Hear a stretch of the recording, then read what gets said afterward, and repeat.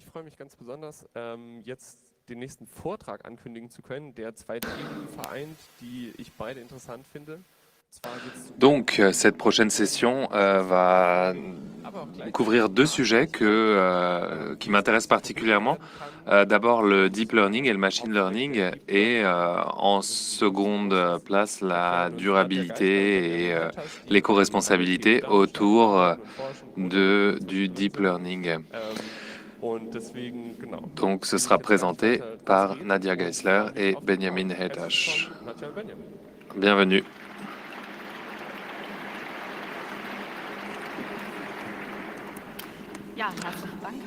Merci, bonjour à tous, et je suis vraiment content d'être ici et qu'on soit ici et que vous êtes tous ici. C'est notre premier congrès et c'est très excitant d'être ici. Donc j'ai terminé mon master à la TU Darmstadt. Moi je suis Benjamin. Je travaille sur le sujet depuis 2 ans. Je voulais pas simplement utiliser le deep learning, mais je voulais plutôt m'intéresser vraiment à tout ce qu'il y a autour, et c'est ce que je vais vous présenter. Notre session, on l'a construite autour du motto du 36C3. Et on voulait justement regarder plus en détail les aspects du deep learning et du machine learning par rapport aux aspects de la durabilité et de l'éco-responsabilité, qui est un sujet intéressant pour notre avenir aujourd'hui. Avant de passer sur les 3 facteurs, les 3 problèmes de durabilité du deep learning, on va d'abord définir le deep learning. Quelles sont les bases absolues que vous devez avoir avant qu'on passe aux prochaines 35 minutes de notre discours. Donc, c'est ce qu'on va faire pour commencer. Donc, qu'est-ce qu'on veut dire quand on parle de deep learning? Qu'est-ce qui fonctionne et comment est le fonctionnement interne quand on l'utilise, et pourquoi est-ce qu'on met en place du deep learning? Quand on parle de deep learning, on parle au final de réseau neuronal, ou artificial neural network en anglais. Donc c'est des constructions machinelles qu'il y a depuis très longtemps, et on a eu un gros flop parce qu'on n'avait pas forcément les résultats qui nous intéressaient avec le machine learning, et maintenant ils sont revenus à la mode et ont été remis au goût du jour. On a dans l'architecture du réseau neuronal, on a plusieurs nœuds, et chaque nœud contient est connecté à certains nœuds et contient un certain nombre de fonctions qui permettent de calculer un résultat. Pour l'instant, c'est relativement simple. Une fois qu'on a bien entraîné notre réseau neuronal, on va avoir pour des données d'entrée un certain type de données de sortie qui vont créer notre résultat. Ce qui est le plus important dans un réseau neuronal, c'est les données d'entraînement, donc les données qu'on va utiliser pour entraîner notre réseau neuronal. Ce qui est le plus important, c'est la quantité de données. Il faut vraiment beaucoup de données pour travailler avec des réseaux neuronaux, pour entraîner le système. Ce qui est important, c'est de voir les cas d'usage et l'utilisation du modèle. Ici, on voit bien sur cette image, on part de gauche à droite. On a la partie training, donc les données les données d'entrée de notre réseau neuronal, qui rentrent dans les différents nœuds les différents neurones de notre réseau. Et chaque neurone représente une fonctionnalité. Ça peut être des couleurs, ça peut être des formes ou de la luminosité. Et ensuite, chaque propriété est représentée par le résultat produit par le neurone. Et ensuite, même si le réseau arrive à différencier un chien d'un loup, par exemple, ça ne veut pas dire que vous allez avoir un résultat clair. Vous allez avoir des chiffres qui vont qui vont vous donner, qui vont vous dire la raison pour laquelle une certaine donnée de sortie a été sélectionnée.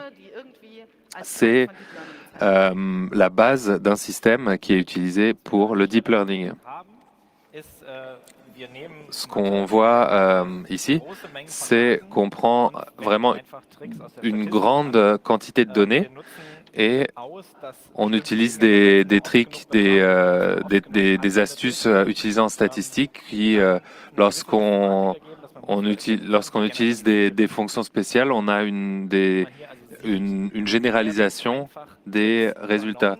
Donc on va prendre vraiment les astuces qui sont présentes dans les statistiques depuis des centaines d'années et on va les appliquer avec une grande quantité de données qu'on ne comprend pas forcément, avec vraiment une quantité massive de données. On peut généraliser de manière assez importante pour avoir un système qui fonctionne correctement par rapport aux résultats attendus. Malgré le nom Deep Learning ou intelligence artificielle, ça n'a pas énormément à voir avec ce que nous, on considère comme de l'intelligence ou comme de l'apprentissage. Le tweet que vous voyez ici résume bien la situation, indique que le cerveau d'un être humain fonctionne complètement différemment. Si notre cerveau fonctionnait comme le deep learning, on se taperait la tête plusieurs fois avant de comprendre, avant d'avoir le résultat escompté. Parce que un réseau de deep learning ne peut pas créer les résultats attendus assez rapidement et avec une quantité de données limitée comme le cerveau humain peut le faire. C'est un problème et on va le voir en détail, on va le discuter en détail, mais ce qui est important, c'est de savoir qu'on a besoin d'avoir une grande quantité de données pour pouvoir avoir les résultats escomptés. Le problème, c'est, le but, c'était vraiment d'essayer de reconstruire le fonctionnement d'un cerveau avec un réseau neuronal. Mais aujourd'hui, l'utilisation n'est plus vraiment, ou l'application n'est plus vraiment la reconstruction d'un réseau neuronal, mais c'était l'objectif primaire. Là, ce qui est intéressant, c'est de voir où est-ce qu'on utilise tout ça. C'est pas uniquement dans des institutions académiques et dans des centres de recherche, c'est dans des applications qui sont répandues. Il y a plein de pour et contre. On a en ce moment vraiment un pic de popularité et on a, par exemple, les assistants de langage, tout ce qui est les assistants personnels, Siri, Alexa, etc., qui font du traitement de texte par rapport à des entrées de vocales. Et ensuite, ils doivent pouvoir traiter toutes les données qui viennent d'Internet mais après, on a aussi tout ce qui est conduite autonome, Tesla, Uber, ou le transport autonome en général, avec un contrôle très précis de la motorique des différentes pièces, etc. Sinon, il y a tous les systèmes de recommandation, comme Amazon, avec les clients qui ont acheté ça achètent aussi ceci. Les résultats triés par Google lorsque vous faites une recherche, mais aussi ce que me montre mon newsfeed Facebook et qui reçoit quoi et combien de fois quelque chose a été vu. C'est pas si simple que ce que pensent certaines personnes. On a aussi des systèmes légaux qui sont utilisés pour calculer des peines de prison, par exemple, donc utilisés comme soutien juridique, mais aussi des systèmes qui essayent d'identifier avec la reconnaissance faciale différentes personnes. On a tout ce qui est algorithme de notation pour pour faire du social rating pour tout ce qui est assurance, par exemple, et aussi pour trier des candidats éventuellement qui envoient des candidatures sur pour des emplois. Ces systèmes comprennent pas vraiment ce qui se passe pour... on peut pas vraiment savoir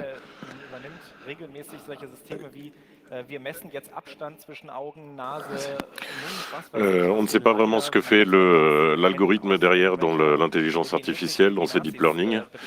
On ne sait pas trop si ça utilise la distance entre les yeux, si ça regarde certains mots dans des textes, et ainsi de suite. On ne comprend pas vraiment ce qui se passe. On ne peut pas vraiment regarder non plus ce qui se passe dedans. Des fois, quand on regarde dedans ce que ça fait, quand on regarde les résultats, on est un peu aussi pris à part, pris de court par ce qui se passe, parce que des fois, ça a aussi des conséquences néfastes et secondaires qui sont néfastes. Donc, assez du deep learning et de comment ça marche, d'où c'est utilisé. Et donc, la durabilité, nous, ce qu'on regarde, c'est premièrement la durabilité académique. Qu'est-ce qu'on comprend par la durabilité économique? Ça serait premièrement la pertinence. Comment est-ce que c'est pertinent pour le domaine académique dans lequel on évolue et pour le quotidien de la population. La deuxième chose qu'on regarde, c'est est-ce que les résultats sont reproductibles. Donc, est-ce qu'on peut, avec ce qu'on est en train de publier, aussi reproduire nos résultats ou au moins quelque chose qui ressemble à nos résultats. Ensuite, on regarde est-ce que ce qu'on a étudié, est-ce qu'on peut le réutiliser ou est-ce que ce n'est vraiment que applicable sur le tout petit domaine qu'on est en train de regarder. Est-ce que c'est concurrentiel? Donc, est-ce que éventuellement le système qu'on est en train d'utiliser est beaucoup plus dispendieux que d'autres systèmes qui seraient disponibles? La systématique et dernièrement encore la pertinence aussi des résultats. Donc, est-ce que les résultats qu'on arrive à avoir sont pertinents au niveau statistique? Est-ce qu'ils sont pertinents au niveau de ce qu'on peut en faire ensuite?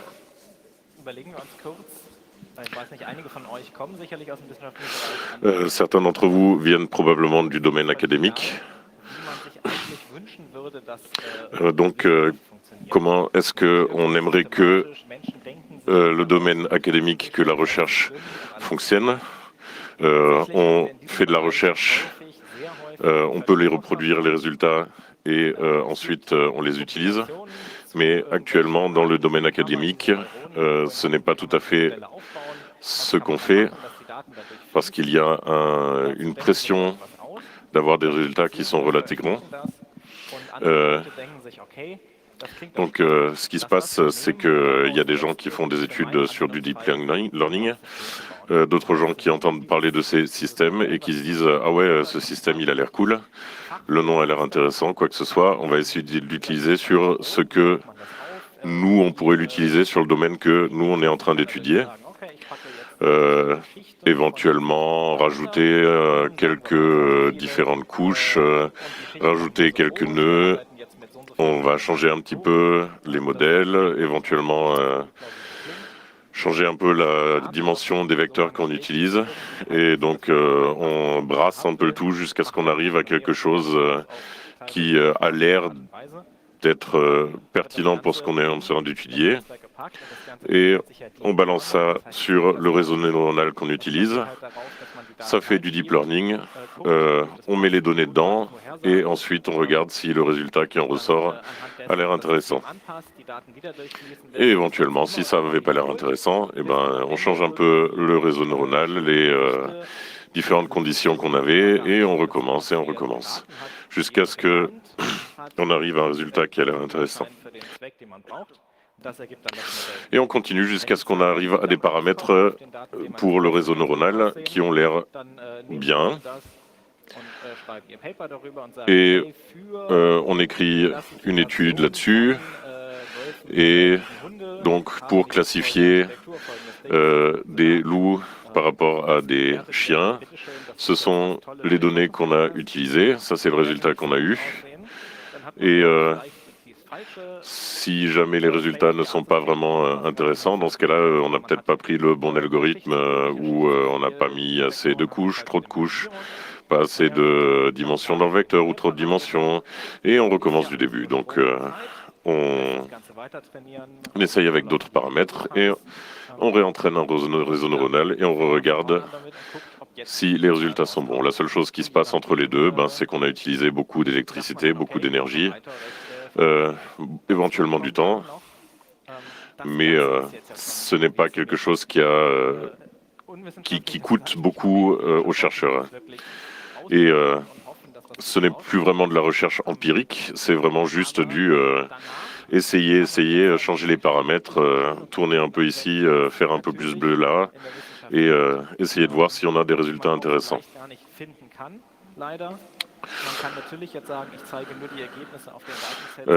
C'est un peu dommage aussi parce que la plupart des papers qui sont publiés, la plupart des études qui sont publiées, ce sont celles qui ont des bons résultats. Il y a personne ou peu de gens qui publient des résultats par rapport aux échecs qu'ils ont eus. Donc, par exemple, si un réseau neuronal qu'on a eu entre-temps qui n'a pas fonctionné, on ne va pas le publier. Et c'est un peu difficile parce que ça n'évite pas aux autres d'essayer ces paramètres aussi pour revoir quelles fautes ont été faites. Et parce qu'on ne comprend pas non plus vraiment en quoi les paramètres qu'on a utilisés influent le résultat. Et donc, ce qui se passe, c'est qu'on publie juste les meilleurs résultats qu'on trouve et que, comme ce sont que les meilleurs résultats qui sont publiés, les algorithmes ont éventuellement aussi l'air d'être beaucoup mieux que ce qu'ils sont parce que les échecs ne sont pas publiés. Et donc, au final, on est déjà un système académique de publication qui n'est pas génial à la base. Et avec ce procédé donc d'essayer un peu de trouver quelque chose qui marche bien, ne le rend pas mieux, ça pourrit encore un peu plus le système et la pertinence des résultats qu'on arrive à en avoir.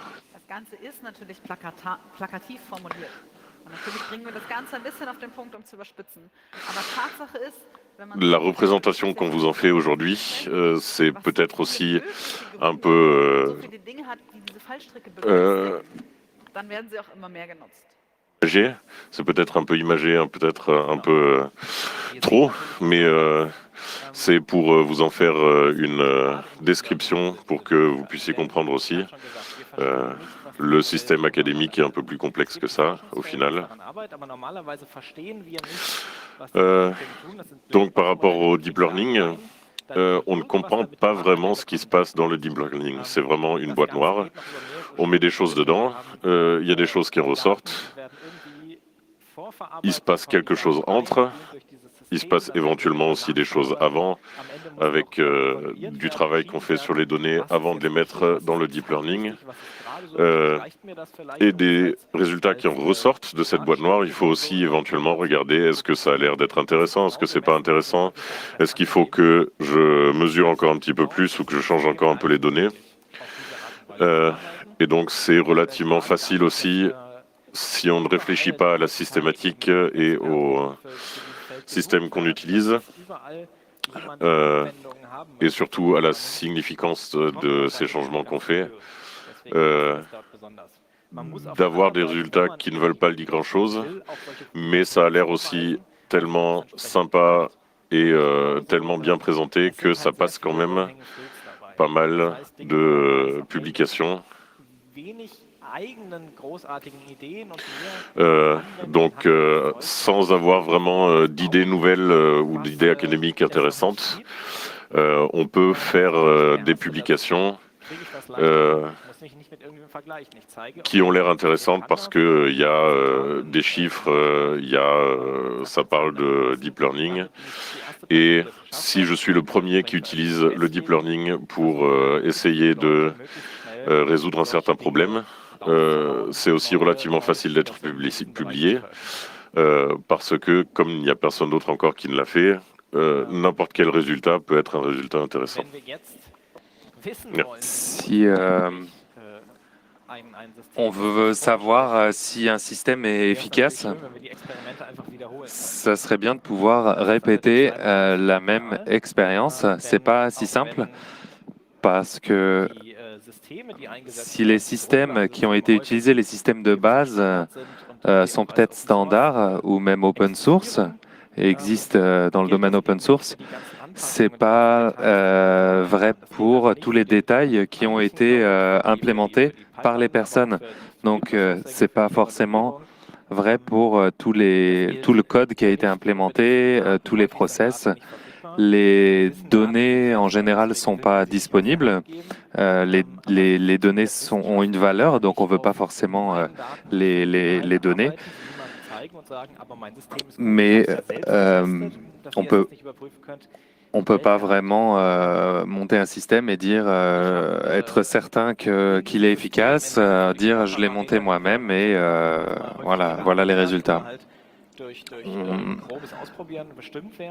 On peut avoir des paramètres qui décrivent le système en détail, mais sans ces paramètres de base, on n'a aucune chance de reproduire l'architecture, le système utilisé. On a des choses comme l'architecture, la taille des couches et les fonctions d'activation. C'est important d'avoir ça parce que ces systèmes sont extrêmement fragiles et si on change des petits détails, des fonctions qui sont liées les unes aux autres ou la taille des couches, les coefficients, on aura un résultat qui sera complètement différent au résultat qu'on a précédemment. Donc, ça nous empêche de reproduire le même système. Le problème, c'est qu'on a des motivations pour standardiser ou pour mieux documenter tout ça, mais on n'a aucune obligation. Donc, dans la recherche, on aimerait bien que la recherche soit reproductible, mais on ne force pas les chercheurs à créer un système reproductible et à documenter leur architecture en détail. Parce que si on voulait le faire, il faudrait vraiment lister tous ces éléments que je vous ai présentés en détail et pouvoir avoir une sorte de label pour confirmer que l'expérience est reproductible. Mais sinon, c'est impossible. Le fait de pouvoir reproduire les expériences devient de plus en plus important. Le problème, c'est qu'on a énormément d'expériences et énormément d'études scientifiques qui ne peuvent pas être réutilisées par d'autres chercheurs. Et c'est important, le partage et l'évolution des recherches dans des nouvelles versions. Le problème, c'est que on peut pas, si on peut pas reproduire, on peut pas continuer à travailler sur un problème existant et l'améliorer, ce qui est un des buts dans la recherche, de toujours améliorer les résultats, améliorer la recherche. Ce qu'on aimerait bien, c'est d'avoir cette reproductibilité partout et toujours. Donc, la solution, c'est de pouvoir publier notre code source. Regarde là, un écureuil. Ça, c'est quelque chose qui nous arrive beaucoup trop souvent quand on parle de code et de publier le code. Quand on a un gros projet et qu'on s'approche de la deadline, souvent, le code n'a pas encore été nettoyé Et nous, on a énormément de pression de publication autour du deep learning. Il faut vraiment être très, très, très rapide pour pouvoir avoir vraiment des améliorations significatives dans ce domaine-là. Et du coup, on hack le code, on a un code qui n'est pas propre. Et même au moment de la publication, et du coup, on ne pense pas à rendre ce code disponible et le publier.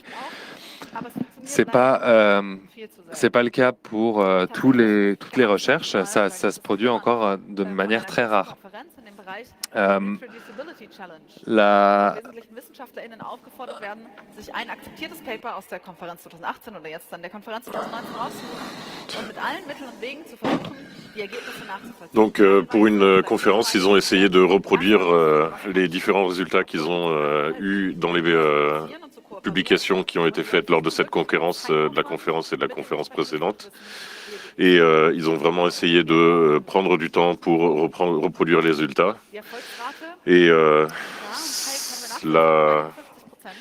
les résultats de cet essai de reproductibilité sont relativement maigres. Il y a 30%, 33% qui ont pu avoir été reproduits, 50% en partie, et même 10% qu'on n'a pas du tout réussi à reproduire aucune partie de la publication. C'est déjà relativement mauvais, mais en plus, si on regarde la difficulté et, que les chercheurs ont eu à reproduire les résultats donc, de ces publications, c'était en partie vraiment très difficile. Donc c'est un peu une crise de la reproductibilité dans le deep learning. Et donc après ce challenge, après avoir essayé de reproduire des résultats, il y a une quinzaine de pourcents de chercheurs en plus qui ont vu un problème donc, dans la reproductibilité des résultats dans le deep learning. Et ils sont à peu près 3/4 actuellement des chercheurs qui ont pris part à cette recherche, qui voient un problème de reproductibilité dans le deep learning. Il y a entre-temps aussi des publications, des études qui font des méta-études, entre guillemets, donc qui étudient les résultats d'autres publications et qui ont essayé de voir quel pourcentage des résultats qui ont été publiés dans différentes conférences, dans différents journaux, quelle partie